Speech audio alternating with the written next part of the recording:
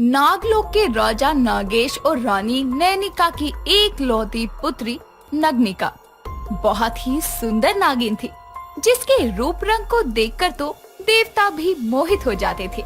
लेकिन इन सब से अलग नग्निका को अपने रंग रूप से अधिक रुचि भ्रमण में थी, वो भी पृथ्वी लोक के भ्रमण में, जिसके चलते कई बार छुपते छुपाते नग्निका अक्सर भ्रमण करने निकल जाया। ऐसे ही एक सुबह नग्निका मौका देखकर अपनी सखी समीक्षा को पृथ्वी लोक पर साथ चलने के लिए मनाती है। समीक्षा, चलो ना, कृपया करके हमारे साथ चलो।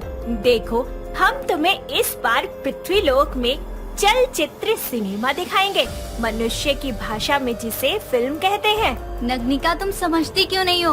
अगर नागलोक में किसी को भनक भी लगी कि तुम पृथ्वी लोक जाती हो तो बहुत बुरा होगा। एक पल के लिए तुमको नागराज बख्श भी दे कि तुम उनकी पुत्री हो, लेकिन मुझे तो सीधा मृत्युदंड ही मिल जाएगा। तुम मेरे पिताजी के न्याय पर सवाल उठा रही हो।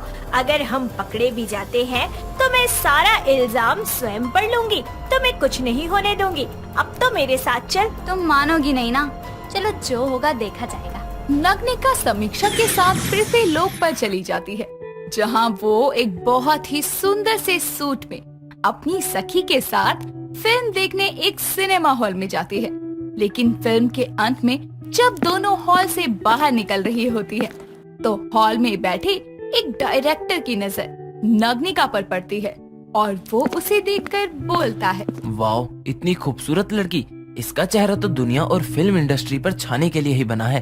अपनी आने वाली अगली फिल्म के लिए मुझे इसको साइन करना चाहिए। डायरेक्टर साहब नग्निका और समीक्षा के पीछे पीछे हॉल के बाहर आते हैं, जहां वो नग्निका को रोक कर कहते हैं, सुनिए मिस, रुकिए एक मिनट। नग्निका एक अनजान शख्स को खुद का रास्ता रोकते देखकर कहती है, आप कौन है और ऐसे मेरे मार्ग में बाधा बनने की आपकी हिम्मत कैसे हुई? मैं एक डायरेक्टर हूँ। ये जो फिल्म आप अभी देखकर आई हैं, इसको मैंने ही बनाया है। बनाया है? जो लोग उस चलचित्र में चल रहे थे वो जीवित नहीं है, आपने उनको बनाया है क्या? आप जीवित प्राणी बनाने की शक्ति रखते हैं क्या? अरे नहीं, ये सभी लोग असली हैं। मैंने बस इनको अपनी फिल्म में कास्ट किया है और शूटिंग करवाई है। उसी तरह मैं आपको भी अपनी फिल्म में कास्ट करना चाहता हूँ।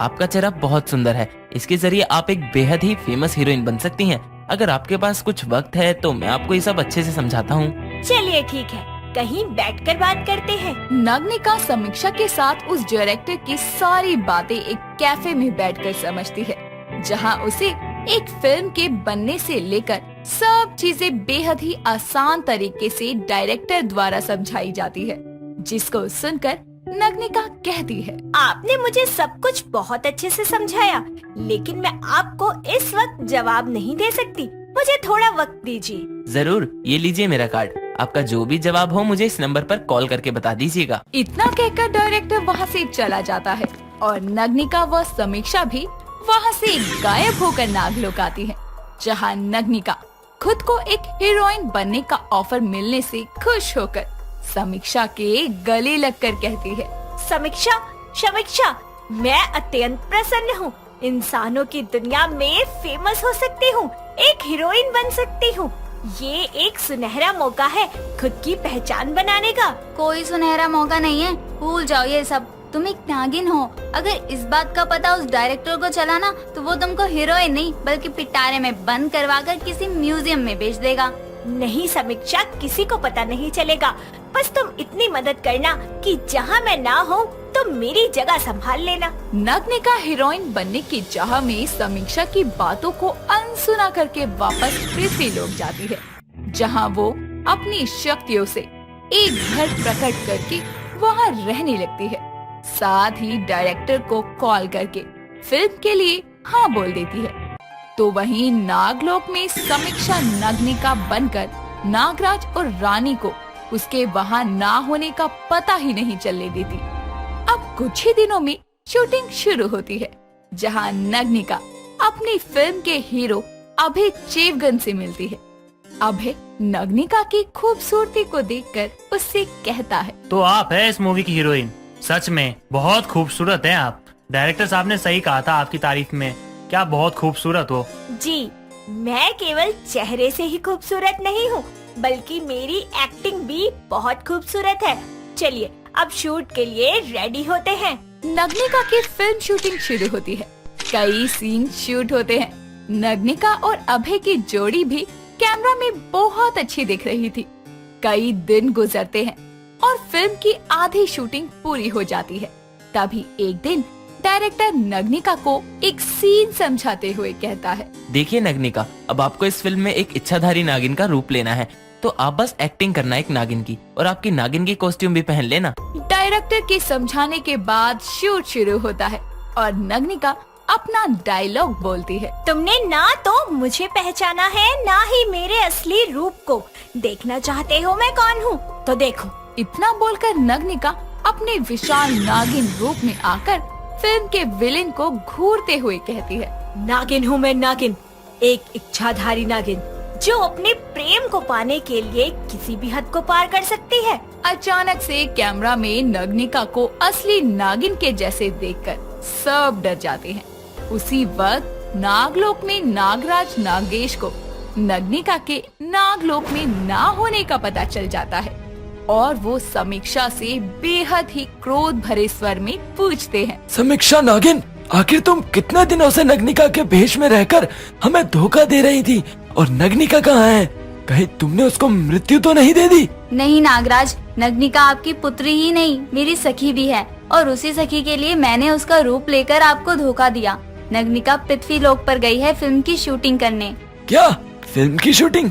ये क्या है? नागराज के पूछने पर अब समीक्षा को सब कुछ सच सच बताना पड़ता है और सारा सच सुनने के बाद नागराज तुरंत नग्निका की शूटिंग की जगह पर पहुंचते हैं और वहां नग्निका को सबके सामने नागिन अवतार में देखकर उसको तुरंत वहां से गायब करके नागलोक ले आते हैं। शूटिंग से अचानक ही हीरोइन के गायब होने पर अफरा तफरी मच जाती है, तो वही नागराज नागलोक में आकर नग्निका से कहते हैं, नग्निका, तुमने नागलोक के नियमों का उल्लंघन किया है पृथ्वी लोक पर जाकर, और इतना ही नहीं, तुमने वहाँ जाकर मनुष्य के मनोरंजन के लिए बनाए जाने वाली फिल्म में भी भाग लिया। तो पिताजी इसमें गलत ही क्या है? हर कोई तो मेरी खूबसूरती की तारीफ करता है, लेकिन आज तक मुझे इसका कोई फायदा नहीं मिला। लेकिन पृथ्वी लोक पर जाकर अगर एक सुंदर चेहरे से मैं हीरोइन बन जाती हूँ, तो इसमें गलत ही क्या है? गलत है। तुम मनुष्य के मनोरंजन का साधन नहीं हो, और एक नागिन को ये सब करना शोभा नहीं देता। पिताजी, जब मेरी इस कला का नागलोक में कोई कार्य ही नहीं है, तो मैं पृथ्वी लोक पर अपनी इस कला को इस्तेमाल करके लोकप्रिय क्यों नहीं हो सकती? इसमें कोई गलत कार्य नहीं है। और रही बात मेरी नागिन होने की, तो आप निश्चिंत रहिए, किसी को पता नहीं लगेगा कि मैं कौन हूँ। नग्निका और नागराज की सारी बातें सुनकर नग्निका की माँ नैनिका कहती है, महाराज, जब हमारी पुत्री कह रही है कि इस कार्य में कोई जोखिम नहीं है, तो आप क्यों उसे रोकना चाहते हैं? आखिर कब तक नागलोक की नागिनें सिर्फ यहीं रहकर अपना जीवन बिताएंगी? माँ सही कह रही है पिताजी। अगर आपको लगता है कि ये कार्य गलत है, तो आप मेरे साथ चलकर शूटिंग देखिए, आपको बहुत प्रसन्नता होगी। चलिए ना नागराज, हम भी चलते हैं अपनी पुत्री की फिल्म की शूटिंग देखने। नैनिका और नग्निका की बातें सुनकर नागराज उनके साथ पृथ्वी लोक पर जाने के लिए विवश हो जाते हैं, जहां सभी वापस से धरती लोक जाकर इंसानी रूप लेते हैं और नग्निका शूट पर मौजूद अपने ड्रेसिंग रूम से निकलकर डायरेक्टर के पास आती है, जो उसे देखकर बोलता है, नग्निका, तुम कहाँ चली गई थी? अचानक ही सेट से गायब हो गई थी। वो मैं अपनी वैनिटी वैन में सो रही थी, शायद किसी को पता नहीं लगा। शुक्र है मैंने इन सभी के दिमाग से अपनी नागिन होने वाली सारी यादें मिटा दी। चलो कोई नहीं, अब शूट शुरू करते हैं। इस सीन में तुमको नागिन बनना है, तो आप बस एक्टिंग करना एक नागिन की, और आपकी नागिन की कॉस्ट्यूम भी पहन लेना। जल्दी से मैडम को नागिन की ड्रेस देकर तैयार करो। एक असली नागिन को नकली नागिन बनकर शूटिंग करनी पड़ रही थी, लेकिन नग्निका को इसमें बहुत मजा आता है। साथ ही शूटिंग देखकर नागराज भी उसके इस काम में कोई बाधा नहीं बनते और नग्निका की फिल्म शूट होती है और उसके रिलीज होने पर नागलोक के कई नाग नागिन इंसानी रूप लेकर उसको देखने आते हैं। साथ ही नग्निका को पृथ्वी लोक पर अब एक बड़ी हीरोइन के रूप में सब पहचानने लगते हैं। नागलोक में केवल विशाखा ही एकमात्र ऐसी नागिन थी जिसे पृथ्वी लोक पर प्रचलित श्रृंगार विद्या का ज्ञान था, जिसके कारण उसके ब्यूटी पार्लर यानी के काया पलट केंद्र में सभी नागिनें अपने रूप को निखारने के लिए जाया करती। एक रोज विशाखा की सहेली वानिका काया पलट केंद्र में आती है। विशाखा, पृथ्वी लोक पर सीखी श्रृंगार विद्या का थोड़ा लाभ मुझे भी प्रदान कर। अपने जहरीले मुंह से मीठी वाणी ना निकाल। किस कार्य के लिए यहाँ आई है केवल ये बता। मेरी प्यारी सखी अति सुंदर नागिन, मुझे मेरे प्रेमी नकुलेश से मिलने जाना है। अब अपने प्रेमी से मिलने जाना है तो इस प्रकार सूखी सूखी तो नहीं जा सकते। हाँ तो झरने पर स्नान करके चली जा, सूखी से गीली भी हो जाएगी। मुझे गीली नहीं रंगीली बनकर अपने रंगीले मतलब अपने प्यार से मिलने जाना है। तू मेरा श्रृंगार करके मेरा सौंदर्य और बढ़ा दे। अवश्य, क्यों नहीं, किंतु तेरा रूप निखारने से मुझे क्या लाभ होगा। अब तू तो जानती है मैंने ये काया पलट केंद्र फोकट में चलाने के लिए तो नहीं खोला, तुझे अपना रूप निखारने के लिए मूल्य चुकाना होगा। अर्थात तू अब अपनी सहेली से भी मूल्य लेगी। विशाखा, यही मित्रता, यही तेरा प्यार। सखी से प्यार हो गया व्यापार। अपनी भावनाओं में मुझे बहाने का प्रयास ना कर। केवल 2 पात्र जहर ले आ, उसके बदले में मैं तेरा सौंदर्य निखारने वाला उपटन लगा दूंगी। दोनों बातें कर ही रही होती है कि तभी 2 नागिन दासियां उसके ब्यूटी पार्लर में आती है और विशाखा अपनी सहायिका नागिन से उनका रूप निखारने को कहती है। 2 पात्र जहर, तेरा मस्तिष्क फिर गया है क्या? अरे यहाँ खुद के पीने के लिए जहर के लाले पड़ रहे हैं। मैं तो खुद फल और दूध पीकर अपनी भूख मिटा रही हूँ और तुझे रूप निखारने के लिए 2 पात्र जहर ला कर दूं? मूल्य चुकाऊं? हाँ, नहीं करवाना मुझे तुमसे कुछ भी। विशाखा से रूप निखारने का मूल्य सुनकर वानिका वहाँ से उल्टे पांव अपने भवन लौट आती है और आईने में खुद को देखते हुए कहती है, हाँ, भला इतने सुंदर रूप को निखारने के लिए 2 पात्र जहर को ज्यादा नहीं है? क्या हुआ अगर उसे पृथ्वी लोक की श्रृंगार विद्या आती है तो मैं खुद ही अपने रूप को निखार लूंगी और सवार भी लूंगी। इतना कहकर वो खुद ही अपना मेकअप करना शुरू कर देती है और पूरे 2 घंटे के बाद आड़ा टेढ़ा मेकअप कर नागलोक के बगीचे में नकुलेश से मिलने जाती है। जैसे ही नकुलेश वहाँ आता है तो उसका मेकअप से बिगड़ा चेहरा देखकर भौचक्का रह जाता है। तभी वानिका कहती है, नकुलेश, कैसी लग रही हूँ मैं? लग रही हूँ ना इंद्रलोक की अप्सरा? अप्सरा का तो पता नहीं, किंतु पाताल लोक की राक्षसनी जरूर प्रतीत हो रही हो। तुम्हारे रूप का इतना बुरा हाल किस बैल बुद्धि ने किया? ऐसा ना कहो, केवल तुमसे भेंट करने के लिए ही तो मैंने बिल्कुल पृथ्वी लोक जैसे लाली पाउडर लगाकर अपना रूप निखारा है।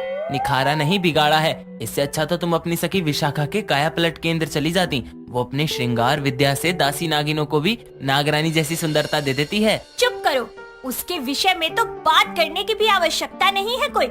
पृथ्वी लोक से उसने एक विद्या क्या सीख ली, उसके बाद तो मानो उसके नखरे ही बढ़ गए हैं। श्रृंगार की देवी समझने लगी है खुद को। अपनी सखी से मूल भाव कर रही थी। अरे तो क्या मित्रता के चक्कर में सबको फोकट में सुंदरता प्रदान करती रहे? और वैसे भी वो अकेली नागिन है जिसे पृथ्वी लोक की इस श्रृंगार विद्या का ज्ञान है। तभी तो नागराज ने उसे नागलोक में काया पलट केंद्र खोलने की अनुमति दी। अब क्या वो अपनी विद्या का लाभ भी ना उठाए? तुम मेरे प्रेमी हो या फिर उस विशाखा के? अरे मनुष्यों की एक विद्या प्राप्त कर लेने से वो कोई अनोखी नागिन नहीं बन जाएगी। और वैसे भी जब फोकट में विद्या मिली हो तो उसका प्रयोग करके लाभ अर्जित क्यों करना? तुम क्या समझती हो किसी भी विद्या को प्राप्त करना सरल होता है? यदि ऐसा होता तो तुम भी पृथ्वी लोक जाकर इसे सीखने का प्रयास क्यों नहीं करती? और सोचो, यदि तुम सफल रही तो नागलोक में तुम्हारा भी अपना काया पलट केंद्र हो सकता है। उसके इतना कहते ही नागिन वानिका उसके खुद के काया पलट केंद्र होने के दृश्य देखने लगती है, जहां उससे श्रृंगार करवाने के लिए नागलोक की नागिनों का जमावड़ा लगा होता है। नागिन वानिका ख्यालों में ही खोई होती है कि तभी नकुलेश उसके कंधे पर हाथ रखकर उसे झिंझोरते हुए कहता है, वानिका कहाँ खो गई? तुम सही कह रहे हो नकुलेश, मुझे भी मनुष्यों की ये विद्या सीख लेनी चाहिए। तुम सच्चे प्रेमी हो, आओ मेरे हृदय से लग जाओ। ना ना, पहले तुम अपना बिखरा चेहरा संवार लो, वैसे भी मैं कहाँ भागा जा रहा हूँ। उसके ये कहते ही नागिन वानिका का मुंह बन जाता है। समय बीतता है और नागिन वानिका नागराज की आज्ञा प्राप्त कर इंसानी रूप लेकर पृथ्वी लोक पर जाती है और वहाँ की लड़कियों की सुंदरता देखकर अचंभित होकर कहती है, ये पृथ्वी लोक की कन्याएं तो अप्सराओं की भांति सुंदर दिखती है। कितना निखरा रूप है इनका। बस बस वनिका, ये तो क्या कर रही है? इनकी सुंदरता को निहारने नहीं आई तो यहाँ जिस उद्देश्य को पूरा करने आई है उस पर ध्यान दे। पर ये सुंदरता का केंद्र मिलेगा कहाँ? इतना कहते हुए वो सड़क पर कुछ दूर चलने लगती है। तभी उसे एक बड़े से ब्यूटी पार्लर में बहुत सारी लड़कियों के साथ एक दुल्हन निकलती नजर आती है, जिसका रूप देखकर वानिका नागिन बस उसे देखती रह जाती है। तभी वो झट से उसे ब्यूटी पार्लर में जाती है, जहाँ पर सारा स्टाफ अपने कामों में लगा होता है। तभी उस ब्यूटी पार्लर के ओनर सैंडी की नजर वानिका पर पड़ती है। एक गर्ल, तुम यहाँ क्या करने आई हो? ये युवक कन्या के हाव भाव में हमसे बात क्यों कर रहे हैं? हम यहाँ किए जाने वाले श्रृंगार विद्या को सीखने आए हैं। ओह, तुम ब्यूटी कोर्स करना चाहती हो। नाम क्या है तुम्हारा? ना, वनिका नाम है हमारा। आप जैसे पुरुष इस सौंदर्य केंद्र में क्या कार्य करते हैं? ओह हेलो, मैं इस ब्यूटी पार्लर का ओनर हूँ और यहाँ का सबसे अच्छा ब्यूटिशियन हूँ। अर्थात पुरुष भी इस विद्या को सिखाते हैं? क्यों, सुंदरता पे सिर्फ औरतों का ही हक होता है क्या? और तुम्हें क्या ब्यूटी कोर्स करना हो ना तो 6 महीने लगेंगे और पैसे भी लगेंगे। 6 माह? अर्थात आप हमें एक दिन में नहीं सिखा सकते? ओ हेलो, किसी को सुंदर बनाना एक आर्ट होती है और ब्यूटी आर्ट कोई हलवा नहीं है जो कोई एक दिन में सीख जाएगा। कल एडवांस मनी लेकर यहाँ आ जाना, समझी? ए रीता, ए सुनीता, क्या कर रही हो तुम दोनों? कस्टमर को अच्छे से देखो। इतना कहकर वो अपने काम में लग जाता है और वानिका वापस नागलोक लौट आती है और नकुलेश को सारी बात बताती है। तो नाग नकुलेश कुछ सोने की मुद्राएं उसे देता है। अगले दिन नागिन वानिका उन मुद्राओं को लेकर पृथ्वी लोक पर जा पहुंचती है और नकुलेश के कहे अनुसार उन्हें अपनी शक्तियों से पृथ्वी लोक की मुद्रा में बदलकर उसे ब्यूटी पार्लर में जाती है, जहां सैंडी उसे बाकी स्टाफ जैसे कपड़े पहनने को देता है और उसे सिखाना शुरू करता है। यूं ही कुछ दिन बीतते हैं। नागिन वानिका बहुत जल्दी और बहुत कुछ सीख जाती है। तभी एक दिन तो वानिका, फेशियल, ब्लीचिंग, थ्रेडिंग और न्यूड मेकअप के बाद आज मैं तुम्हें बताऊंगा कि मैनिक्योर पेडिक्योर कैसे किया जाता है। ओके? क्या शब्द कहा आपने? मणिक्योर पार्टी? क्या इसमें क्या होता है? तुम कितनी फुलिश गर्ल हो, नाम भी अच्छे से नहीं ले पाती। देखो, मैनिक्योर पेडिक्योर में हाथ पैर अच्छे से क्लीन किया जाता है ताकि उसमें शाइन आए, शाइन, चमक। ये सीखने के लिए हमें औरों के हाथ पैर को धोना पड़ेगा, पर हमारे लोक में तो किसी के भी हाथ पैर को स्पर्श ही नहीं किया जाने देता। तो अब हम कैसे धोएं? तुम्हारे लोग? तुम क्या दूसरे गोले से टपकी हो? कैसी स्टूपिडी वाली बातें करती हो? ध्यान दो काम पे। इस तरह से वो बड़ी मुश्किल से पृथ्वी लोक पर 6 महीने का ब्यूटी पार्लर कोर्स कर नागलोक लौट आती है और नागराज से नागलोक में खुद के काया पलट केंद्र खोलने की अनुमति मांगती है। इस बात की खबर नागिन विशाखा को भी लग जाती है और वो भागती हुई नाग दरबार में पहुंचती है, जहां वनिका नागिन और नकुलेश नाग पहले से मौजूद थे। अति उत्तम नागिन वनिका, हम तुम्हें आज्ञा देते हैं। किंतु नागराज, आप ऐसा किस प्रकार कर सकते हैं? भला एक नागलोक में 2 काया पलट केंद्र कैसे चल सकते हैं? क्यों नहीं चल सकते? तुमने क्या नागलोक की नागिनों को ठगने का ठेका ले रखा है? तुम अनोखी नागिन नहीं हो। मुझे भी मनुष्यों की श्रृंगार विद्या का भरपूर ज्ञान है। न्यूड मेकअप, दुल्हन मेकअप, हाथ पैर धोना, जश्न मेकअप, तरह तरह के केश काटना सब सीख कर आई हूँ। और वैसे भी मैं अपना सौंदर्य केंद्र खोलना चाहती हूँ, जहाँ मैं नागिनों के साथ साथ नागों के रूप को भी निखारूंगी। यदि ऐसा हुआ तो मैं अपने जहर की पूर्ति कहाँ से करूँगी? अगर ऐसा है तो तुम मेरे साथ साझेदारी कर लो। वैसे भी हम तो सहेली है ना, और फिर मुझे तुमसे ज्यादा अनुभव भी तो है। वैसे विशाखा उचित ही कह रही है वनिका। यह विचार उत्तम है। तुम दोनों साथ कार्य करोगी और विवाद की भी कोई जड़ नहीं रहेगी। वनिका साझेदारी की बात मान जाती है और दोनों नागिन सखी मिलकर नया सौंदर्य काया पलट केंद्र नाम से ब्यूटी पार्लर चलाना शुरू करती हैं। सिद्धि नागिन नागलोक की सबसे सुंदर और समझदार नागिन थी, जिसकी लोकप्रियता पूरे नागलोक में प्रसिद्ध थी अपने रूप और रंग को लेकर। लेकिन अगर उसे परेशानी थी तो वो ये कि उसे नाग नृत्य नहीं आता था। एक दिन सिद्धि अपनी माँ आशा के कक्ष में जाकर उससे कहती है, माँ मुझे नृत्य नहीं आता, मैं जब भी नाचने की कोशिश करती हूँ गिर जाती हूँ और सब मुझ पर हंसने लगते हैं। हर नागिन में कोई एक खास योग्यता होनी चाहिए ना। मेरी बच्ची, भगवान ने सबको अनोखा बनाकर भेजा है। अगर तुझमें ये योग्यता नहीं है तो क्या हुआ, जरूर तेरे अंदर भी कुछ न कुछ खास होगा, बस उसे ढूंढने की जरूरत। पर माँ अब मैं अपनी खूबी को कैसे तलाश करूँ? बस अपनी आंखें और कान खुले रख और अब मेरे कक्ष से अपने कक्ष में जा। मैंने तेरे लिए तेरे पसंदीदा जहर बनाया है। आज मैं तुझे अपने हाथों से जहर पिलाऊंगी। तू चल, मैं वहीं जहर लेकर आती हूँ। इतना कहकर आशा चली जाती है और दोनों माँ बेटी साथ में जहर के प्याले पीती है। जिसके बाद सिद्धि सीधा अपने प्रेमी पुष्प से मिलने नागलोक के बाग में जाती है और उसे कहती है, मुझे कुछ अच्छा नहीं लग रहा, मुझे कहीं घुमा लाओ ना। जैसा तुम बोलो सिद्धि, आज मैं तुमको पृथ्वीलोक पर लेकर जाऊंगा। वहाँ जाकर तुमको आनंदित लगेगा, परंतु याद रहे मेरा हाथ मत छोड़ना और कहीं मत जाना।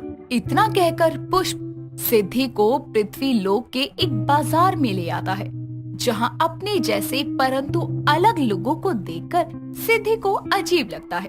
जिसके बाद पुष्प सिद्धि को वहाँ के लोगों के भांति कपड़े पहना देता है और वो दोनों हाथ पकड़कर घूम रहे होते हैं। लेकिन अचानक सिद्धि का हाथ पुष्प के हाथ से अलग हो जाता है और वो खो जाती है। जिसके बाद वो एक दुकान देखती है जिस पर लिखा होता है आलोक सिलाई सेंटर और वो वहाँ जाकर कहती है, भाई साहब मैं बहुत थक गई हूँ और अपने प्रेमी से अलग भी हो गई हूँ। उसके मुझे ढूंढने तक क्या मैं यहाँ विश्राम कर लूँ? क्यों नहीं बहन, आखिर एक इंसान ही तो इंसान के काम आता है। इंसान नहीं, नागिन। अच्छा मजाक करती हो आप बहन। आप कुछ लेंगी, पानी या चाय? क्या मुझे ठंडा जहर मिलेगा? आलोक को उसकी बातें अजीब लगती है और वो उसे पीने के लिए पानी देकर अपनी सिलाई मशीन पर बैठकर सिलाई करने लगता है। और आलोक को अपने हाथ मशीन चलाते देखकर सिद्धि को अचंभा होता है और देखते ही देखते वो ड्रेस बनाकर तैयार कर देता है, जिसे देखकर सिद्धि कहती है, वाह आपने तो कुछ ही क्षण में कपड़े से वस्त्र बना दिए। क्या आप मेरे लिए भी बना देंगे? हाँ हाँ क्यों नहीं, यही तो मेरा काम है। लेकिन सूट सलवार के 400 लगेंगे और ब्लाउज के 500 और मैं तो सिलाई भी सिखाता हूँ, वो भी बस 1000 रुपए महीने में और 6 महीने में ट्रेंड कर देता हूँ। ये सब सुनकर सिद्धि अपनी उधेड़ बुन में लग जाती है और तभी वहाँ पुष्प आकर उसे अपने जादू से गायब करके नागलोक ले आता है और उससे पूछता है, पागल लड़की, उन इंसानों को हम नाग नागिनों के अस्तित्व के बारे में कुछ नहीं पता। तुमने कुछ बता तो नहीं दिया ना? नहीं, मैंने कुछ नहीं बताया, लेकिन पुष्प तुमने मुझे पृथ्वीलोक ले जाकर मेरी आंखें खोल दी।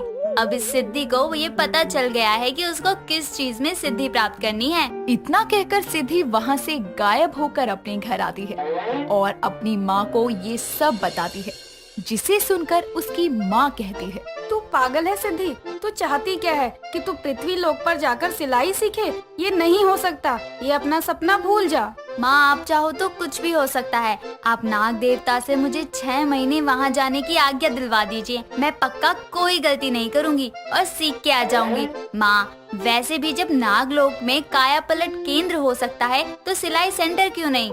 आशा को सिद्धि की ये बात अच्छी लगती है, जिसके बाद वो खूब प्रयास करके सिद्धि को 6 महीने नागलोक से पृथ्वीलोक जाने का परमिट दिला देती है। लेकिन ये बात जब पुष्प को पता लगती है तो वो आशा और सिद्धि के समक्ष आकर कहता है, माँ आप ये गलत कर रही हो। सिद्धि तो बच्ची है, पर आप तो नहीं ना। सिद्धि तुमको पृथ्वीलोक जाकर रहने की शर्त पता भी है क्या है? कैसी शर्त? शर्त ये थी कि 6 महीने के लिए वो भी शक्ति खो देगी और इंसानों की तरह अपना जीवन यापन करेंगी। और अगर वो किसी भी इंसान के प्रेम में पड़ती है तो सदैव के लिए वो भी इंसान बनी रहेगी और तुम कभी किसी इंसान को बता ही नहीं सकती कि तुम नागिन हो। तुम चिंता मत करो पुष्प, मैंने पृथ्वीलोक पर एक भाई बनाया है। उन्हीं के यहाँ सिलाई सीखूंगी और अपना ख्याल भी रखूंगी। जिसके बाद सिद्धि की जिद के आगे पुष्प भी हार मान लेता है और सिद्धि सामान्य इंसान बनकर पृथ्वी लोक के लिए निकल जाती है और आलोक के पास जाकर उससे कहती है, ये मेरे स्वर्ण कंगन है। मैं चाहती हूँ भाई कि मैं यहाँ 6 महीने आपके साथ ही रहूँ और आप मुझे सिलाई विद्या की सिद्धि दे दें। ठीक है, लेकिन बहन मुझे अपना नाम तो बताओ। मेरा नाम सिद्धि है और मैं यहाँ आपसे सिलाई की सिद्धि लेने आई हूँ। आलोक को सिद्धि की मासूमियत भा जाती है और वो उसे अपने ही घर पर रखकर ड्रेस इत्यादि सब बनाना सिखाता है और ऐसे ही 6 महीने का समय बीत जाता है और एक दिन सिद्धि आलोक से कहती है, भाई आपने मुझे सब सिखाया, लेकिन अब मेरे घर वाले मुझे बुला रहे हैं तो मुझे जाना ही होगा। सिद्धि, तुम मेरी सगी बहन नहीं हो, लेकिन इन महीनों में तुम मेरी सगी बहन से भी बढ़कर बन गई हो। यहीं रह जाओ, कहीं मत जाओ। जब से तुम आई हो मेरे सिलाई सेंटर का काम कई गुना बढ़ गया है। भाई मुझे आपके साथ रहकर बहुत अच्छा लगा। आप मेरे भाई ही नहीं बल्कि गुरु भी हैं। मैं आपको हमेशा याद रखूंगी। मुझे ये बताओ सिद्धि, अगर तुमसे बात करने का मन हो तो कैसे करूं? तुम कहाँ से आई थी और कहाँ जा रही हो? मैं विवश हूँ भाई, आपको कुछ नहीं बता सकती, लेकिन ये कुर्ता मैंने खुद आपके लिए सिला है। इसे मेरी तरफ से अपने लिए उपहार समझकर रख लीजिए। इतना कहकर सिद्धि अपने नागलोक लौट आती है, जिसके बाद उसकी शक्तियाँ भी उसे वापस मिल जाती है और वो सिद्धि सिलाई सेंटर के नाम से नागलोक में अपना सिलाई सेंटर खोलती है और जोर से चिल्लाकर बोलती है, अरे कब तक धारण करते रहोगे ये बोरिंग नागिन की वेशभूषा? आओ ट्राई करो वस्त्र दूजा, सूट कुर्ता पजामी प्लाजो सब मिलेगा। बस हो जाओ एंटर, वन एंड ओनली सिद्धि सिलाई सेंटर। उसका ये अनोखा इंट्रो सुनकर नागलोक के कई नाग नागिन उसके सिलाई सेंटर पर आकर अपने लिए कई तरह के वस्त्र बनवाने के ऑर्डर देते हैं, जिसके बाद वहाँ पुष्प आकर उससे कहता है, तो मेरी जिद्दी सिद्धि ने अपने मन की करके ही मानी और खोल लिया नागलोक में पहला सिलाई सेंटर। मैं बहुत खुश हूँ सिद्धि, आखिर तुमने आम नागिनों से अलग और हटकर कुछ कर दिखाया है। तभी सिद्धि ये सुनकर पुष्प के लिए बनाया एक कुर्ता जादू से प्रकट करती है और उसे पुष्प को देते हुए कहती है, ये मैंने तुम्हारे लिए बनाया है, प्यारा है ना? देखो और बताओ कैसा है। जब मैंने इसे सिला तो कल्पना की कि तुम इसे पहनकर कैसे लगोगे। प्यारा तो है, मैंने ऐसा कुछ अपने जीवन काल में कभी नहीं पहना और ये तो मेरी प्रेमिका ने सिला है, इसीलिए मैं अभी नहीं पहनूंगा। पर क्यों? क्या तुम्हें ये पसंद नहीं आया? अगर पसंद नहीं आया तो छुपाओ मत, बता दो। पहनूंगा, लेकिन हमारे विवाह वाले दिन। अब तो तुमने पूरे नागलोक को अपना हुनर दिखा दिया है, अब तो हम दोनों को विवाह बंधन में जुड़ जाना चाहिए। ये सुनकर सिद्धि शर्मा जाती है और समय बीतता है। अब पूरा नागलोक सिद्धि के सिलाई सेंटर से ही कपड़े सिलवा कर पहनता। इसी के साथ पुष्प और सिद्धि के विवाह की तिथि भी तय हो जाती है और सिद्धि अपने विवाह में अपने हाथों से सिला हुआ लहंगा पहनती है, जो सबको बहुत पसंद आता है। जिसके बाद उसे बहुत सारे लहंगे के ऑर्डर भी मिलने लगते हैं। नेत्रा नागलोक की नटखट नागिन थी और उसके पीछे पूरे नागलोक के नाग पागल थे।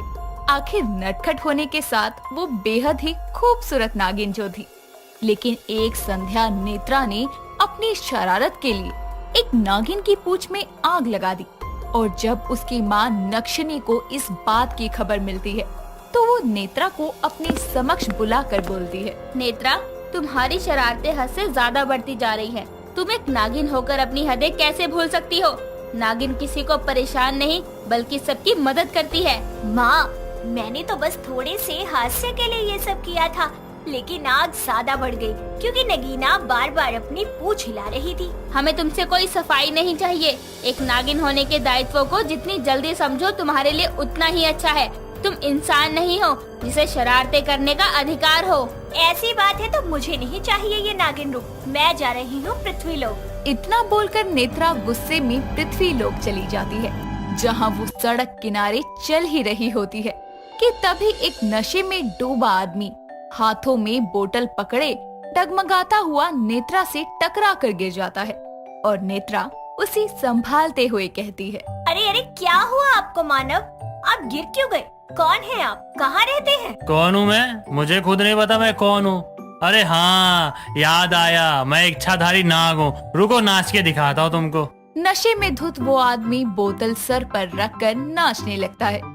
ये देखकर नेत्रा बड़ी हैरान होती है और बोलती है, इस मनुष्य को तो अपना नाम तक नहीं पता, ऐसे कैसे ये अपने घर जाएगा।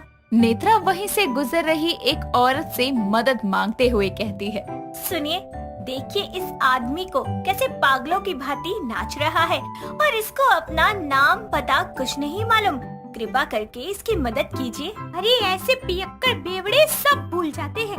एक बोतल घटकने के बाद सारे फसाद की जड़ तो ये इनकी बोतल है जिसे ये हाथ में लिए घूम रहे हैं। इसको पीकर तो अच्छे अच्छे अपने रिश्ते भूल जाते हैं। तुम चिंता मत करो, नशा उतरने के बाद जब होश आएगा ना इसे तो सब याद आ जाएगा। नेत्रा जब उस इंसान के सब भूलने के पीछे का कारण सुनती है तो उसके दिमाग में भी एक ख्याल आता है और वो बोलती है, इस बोतल के अंदर का पानी पीकर सब भूल जाते हैं इंसान, तो क्या ये मेरे ऊपर भी काम करेगा? पीकर देखो, कुछ समय के लिए ही सही, लेकिन मैं भूलना चाहती हूँ कि मैं एक नागिन हूँ। मुझे बस जम के शरारत करनी है। नेत्रा भी सब कुछ भूलने की चाह में उस आदमी से उसकी बोतल को लेकर अचानक ही वहाँ से गायब होकर नागलोक आती है और छुपकर सारी बोतल पीकर खाली कर देती है। कुछ ही देर में उसको इस चीज का इतना नशा हो जाता है कि वो नशे में अपनी पैरों की जगह हाथों पर चलकर नागराज के दरबार में जाती है और उसे देखकर नागराज बोलते हैं, नागिन नेत्रा, ये क्या हरकत है? नागराज देखिए, दुनिया उल्टी हो गई। अब आप भी मेरे सर पर बैठे हैं। नेत्रा नागिन, आपकी इस हरकत के लिए हम आपको दंड भी दे सकते हैं। दंड की बात सुनकर नेत्रा अपने पैरों पर खड़ी होकर नागराज से बोलती है, दंड पे दंड पे दंड पे, आखिर इस नागलोक में दंड के सिवा मुझे मिला ही क्या है? मैं अपना नागिन पद ही त्याग दूंगी। लो मेरा रिजाइन लेटर। नेत्रा एक कागज का लिफाफा नागराज के ऊपर फेंक कर चली जाती है। ये देखकर नाग दरबार में मौजूद सभी नाग नागिन हैरान हो जाते हैं। ऐसे ही नशे में झूमती नेत्रा नागलोक में कभी किसी की पूंछ में आग लगा देती तो कभी किसी के कान पर एक लगा कर निकल लेती और पूरे नागलोक में अफरा तफरी मचाकर नेत्रा अंतिम में अपने कक्ष में आकर सो जाती है। कुछ घंटों की नींद लेने के बाद जब उसका नशा उतरता है और आंखें खुलती है तो उसके सामने नक्षनी खड़ी होती है। ये देखकर नेत्रा बोलती है, क्या है माँ, क्यों सुबह सुबह मेरे सर पर सांप की तरह कुंडली मारकर खड़ी हो? मैं आपके उठने का ही इंतजार कर रही थी शहजादी। आपकी कल की हरकतों के लिए आपको इनाम देना है ना। कल क्या किया मैंने? और ये मेरा सर इतना घूम क्यों रहा है? पूरे नागलोक में मेरी नाक कटवाकर कहती है क्या किया। रुक, तुझे बताती हूँ। नक्षनी नेत्रा को सब बताने के बाद अच्छे से सूत कर चली जाती है, जिसके बाद नेत्रा अपने सर को पकड़कर बोलती है, कल मैंने इतना कुछ किया किंतु मुझे तो कुछ याद ही नहीं। मतलब उस महिला ने उस बोतल के बारे में सत्य कहा था। वाह, आज तो मैं और बोतल लेकर आऊंगी। नेत्रा पृथ्वी लोक जाकर उस आदमी जैसे ही कई नशेड़ियों से उनके हाथ की बोतल छीन कर ले आती है और नागलोक के एक वन में छुप छुप कर सारी बोतल गटक कर फुल नशे में धुत हो जाती है। तभी उस वन में दो मुंह वाला नाग नागेश एक नागलोक की नागिन नगमा को लेकर आता है और बोलता है, देखो नगमा, मैं तुमसे प्रेम नहीं करता, इसीलिए तुम भूल जाओ। तुम ऐसा कैसे कर सकते हो नागेश? सबने मुझे बोला था कि तुम बहुत बुरे हो, इसके बावजूद मैंने तुम पर भरोसा किया और अब तुम मुझे इस हालत में छोड़कर जा रहे हो। तुम नागराज के पुत्र हो, तुम्हारे खिलाफ कोई कुछ नहीं बोलता। इसका मतलब ये नहीं कि तुम इसका फायदा उठाओ। अब तक तो मैं तुमको प्रेम से समझा रहा था, लेकिन अब तुमको तुम्हारी जगह दिखानी पड़ेगी। अरे मेरे जैसे नाग के पीछे तो पूरे नागलोक की नागिनें पड़ी हैं, तो फिर मैं तुमसे विवाह क्यों करूं? चुपचाप चली जाओ यहाँ से। नागेश की ये बातें सुनकर नगमा रोने लगती है, तो वहीं नशे में धुत नेत्रा ये सब सुनकर डगमगाती हुई नागेश के सामने आती है और उसे एक थप्पड़ लगाकर बोलती है, ओए दो मुँह नाग साले, कितनी गंदी शक्ल है तेरी। तू खुद को सुंदर समझता है? तेरे से अच्छे तो धरती लोग के कीड़े मकोड़े हैं। रेंगते भी तुझसे अच्छा है और तू भगवान को पता था तू अपने शब्दों पर अटल नहीं रह सकता, इसलिए उन्होंने तुझे 2 मुंह दिए ताकि एक मुंह से तो तू सत्य बोले, पर चपड़गंजू तुझसे वो भी नहीं हुआ। नेत्रा, ये क्या हरकत है? तुम अच्छे से जानती हो मैं कौन हूँ। तुमको पिताजी से कहकर दंडित करवा दूंगा। अबे ओ दोगुले नाग, तूने और तेरे बाप ने नागलोक को अपनी जागीर समझ रखा है। एक वो जो बिना बात के दंड पे करता रहता है, और दूसरा तू खुद को पता नहीं कहाँ का राजकुमार समझता है। बेटा, तुम दोनों के ऊपर कपड़ा डाल के इतना मारूंगी ना, भूल जाओगे कौन हो।